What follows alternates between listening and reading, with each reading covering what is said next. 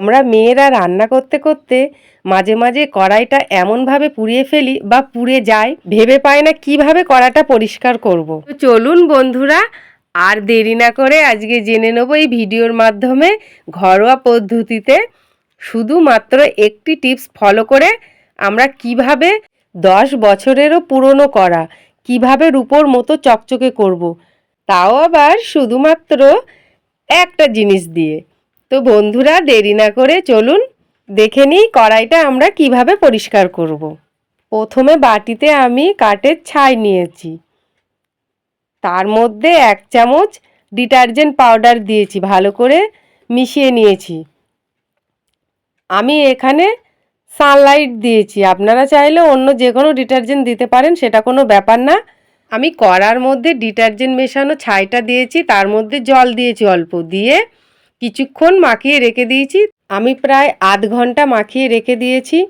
তারপর দেখুন আমি হালকা হাতে কড়াইটা মেজে নিচ্ছি।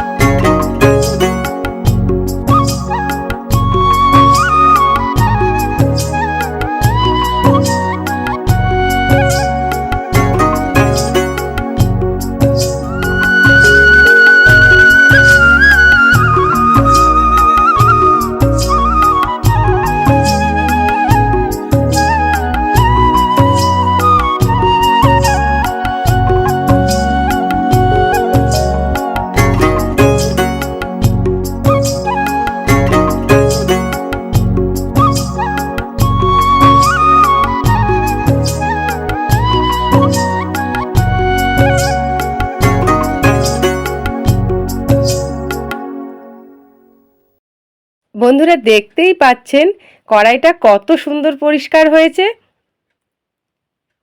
দেখুন কি সুন্দর পরিষ্কার হয়েছে।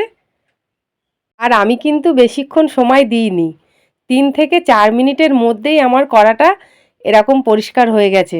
বন্ধুরা আপনাদের যতই পুরনো কড়া হোক না কেন আর যতই পোড়া কড়া হোক না কেন, আমার এই টিপসটা একবার অন্তত ফলো করে দেখুন। আমার এই টিপসটা কেমন লাগলো কমেন্টে অবশ্যই জানাবেন। আর ভিডিওটা ভালো লাগলে লাইক করতে ভুলবেন না।